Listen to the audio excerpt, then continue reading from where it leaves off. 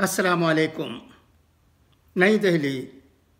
Chief minister मगरबी बंगाल ममता बनर्जी ने आज यहाँ एक तकरीब में वज़ीर आज़म नरेंद्र मोदी से कहा कि आपकी माँ हमारी माँ भी हैं। मोदी ने इस तकरीब में होडा और न्यू जलपाईगुड़ी के दरमियान वंदे भारत एक्सप्रेस को ऑनलाइन झंडी दिखाई। वालिदा की मौत के चंद ही घंटों बाद मोदी ने वर्चुअल तरीके से इस तकरीब में शिरकत की। ममता बनर्जी ने वज़ीर आज़म से कहा कि बराए मेहरबानी थोड़ा आराम कर लें।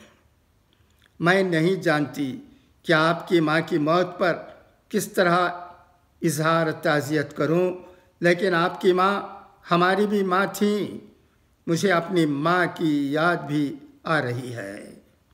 ममता बनर्जी ने ये भी कहा कि वज़ीर आज़म मोदी जुमे के रोज़ जिन 5 रेलवे प्रोजेक्ट्स का इफ्तिताह करने वाले हैं उन जुमला 4 का काम इस वक्त शुरू हुआ था जब वो वज़ीर रेलवे के ओहदे पर फाइज थीं।